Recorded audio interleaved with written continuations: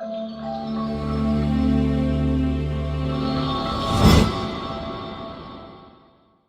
back to the channel. My name is Ryan, and today we'll be discussing the Rose Bowl. It'll be Alabama versus Michigan. This game is going to be very, very important, of course, because it's in the playoffs. And these teams are very different, but also similar at the same time. And Michigan's the 1 seed, and Bama's the 4 seed. Bama has some controversy being in the playoffs, but by now that should be past.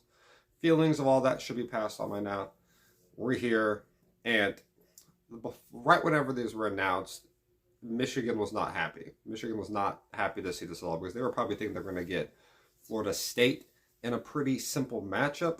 But no, they got Alabama, and no one at Michigan was excited to see that. Not at all.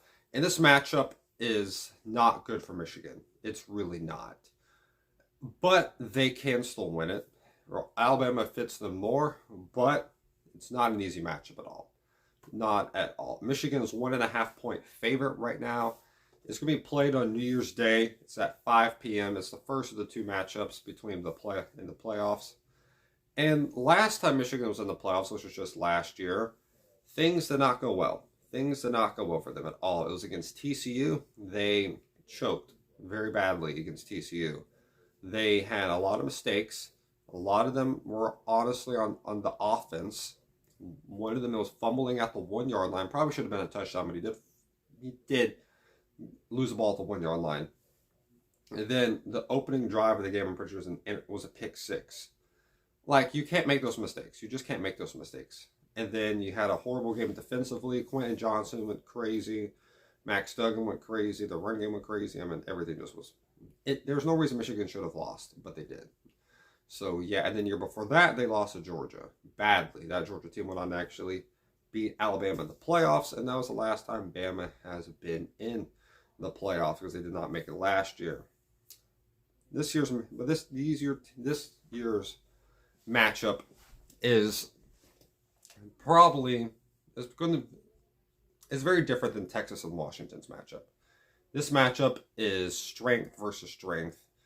You have very skilled players versus skilled, running backs versus running backs. It's receivers versus receivers. It's overall pretty balanced overall. It's going to come down to coaching for a lot of it and how they're going to run their schemes. For Alabama, throughout the year, they've tried to figure out how Jalen Milroe was going to fit with their offense, and it seemed like after the A&M game, everything kind of clicked more. And mainly after Ole Miss, after he had that hit, sold through a touchdown, it seemed like everything changed for Milroe throwing the ball, and they realized the deep ball actually is his main thing.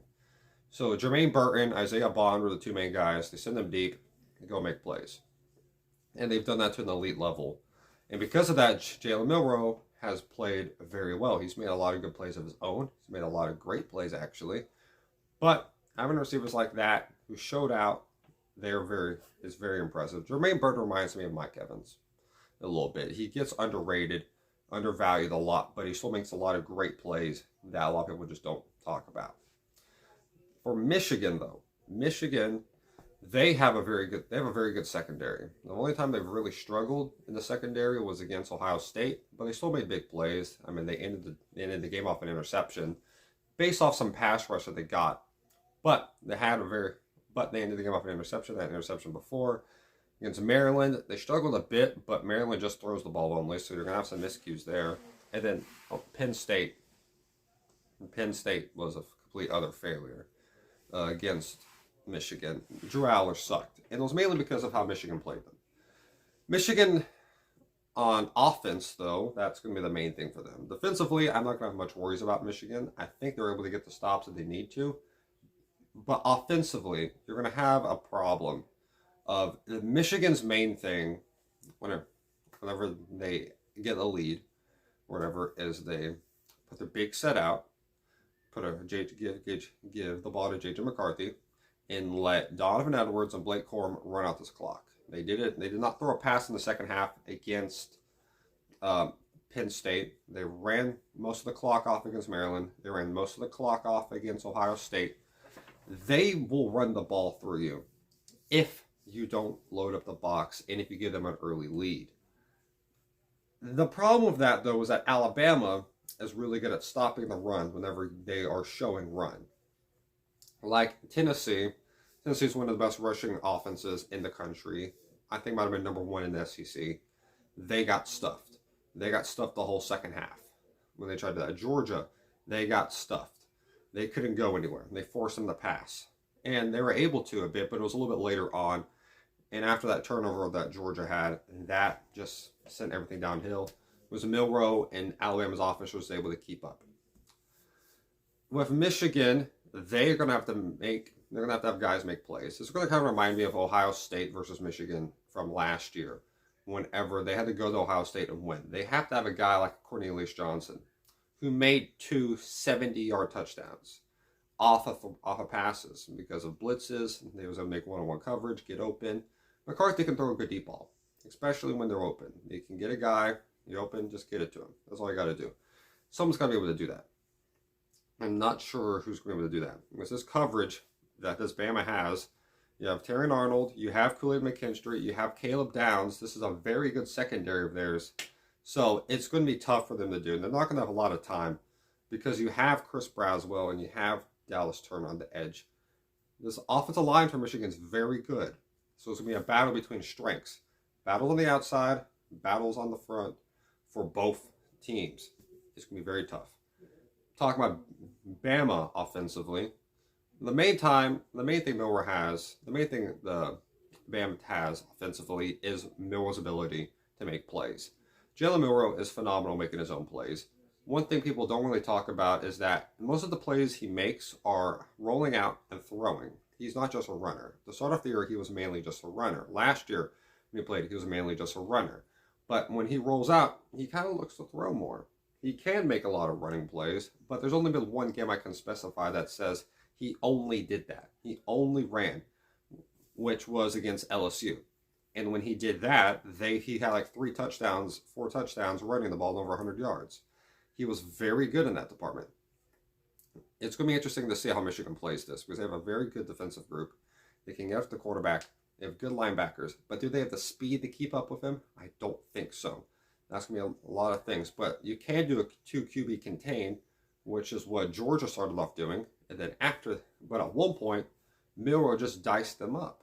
They were just able to hit those little shorter routes and let Milroe throw. And early on in the year, that was working. That's how Texas beat them. They made Milroe throw. They were able to beat him off of that. But now, with Milroe's improvement of throwing, it's just going to be way tougher for Michigan to do this. So they're going to have maybe one spy out there, maybe one contain out there, maybe to get them. That would be tough. I'm saying it's impossible? No, but it would be tough.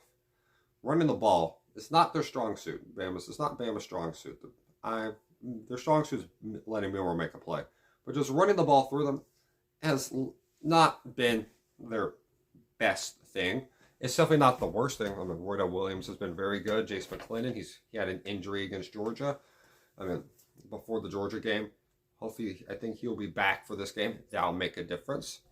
But it's not the best suit that they have. So offensive line is definitely not bad. It was way better than they had, especially against Arkansas. I mean, they allowed 6 sacks to Arkansas at one point. That's how bad this offensive line got. But that's not their strong suit, just running through teams. Letting him make plays, rolling him out, or just letting him make plays on his own. That's what's going to be the key for Alabama's success offensively. Offensively for Michigan, can they run the ball? And if they're able to run the ball, can they throw? Can the throw set up the run? That's what they did against Ohio State last year. That's how they're able to win. This year against Ohio State, they got a lead early on. They're able to hold that up. And then they just were able to run the ball, make the plays when they needed to. Kind of what I was talking about there. But I don't think they're going to have those 5, 6, 7-minute drives that you just run the ball through Alabama. I don't think you're going to have that. They should be able to get after the quarterback. Bama should be able to. I think special teams can make a big difference here. Bama has a thing on punts, punt returns especially, that they just let the ball bounce. They don't go after it, get it. They don't at all go get the ball. Caleb Downs, when he got put back there, didn't do it. Kool-Aid McKinstry doesn't do it. So Michigan's punter, who I think is very good, can make plays and punt the ball very well. they can pin them inside the 20-yard line consistently, which will flip the field a lot of times. And you're going to need that against Alabama. And we saw against Iowa, Michigan can make plays on special teams. Their kicker was great against Iowa. I think he had like 5 field goals. And then they had a punt return for a touchdown. They almost had a punt return for a touchdown. They had a punt return from their own 10, return to the other side, within the 10 on Iowa. I think even within the 5. Stuff like that, Michigan's going to need.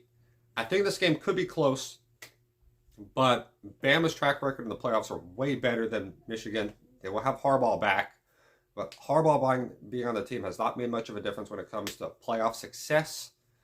I don't think it's going to be a third time's a charm type of thing. I got the score being 34-20. I think Michigan will be able to score some, but not enough. I like Alabama in this one. If you can beat Georgia, I feel confident in you beating Michigan, because I think Michigan's a worse team than Georgia is. I think they play somewhat similar how like Georgia plays, with more mobility at quarterback now. So Michigan versus Georgia will be a very interesting matchup. But I think how Bama plays. Also, Bama got a coach from Michigan. I'm not sure how. I think it might have been a coach like 2.5 years ago, but he's still going to know some stuff about this team. They're already in their Michigan's head. I think that will use that to their advantage. I got Bama in this one. I would not be surprised if they won by over 20. I'd be more surprised if Bama lost than if they actually. I'd be more surprised if Bama lost than if they won by like 20 plus. That's how I'm feeling about this game. Put down in the comments how you feel about this. Hope you all have a great day. Stay safe, y'all. Put down in the comments how you feel about put down in the comments your opinion on all this and what you think is going to happen. I'm interested to see. So yeah, hope you all have a great day. Stay safe, y'all, and God bless y'all.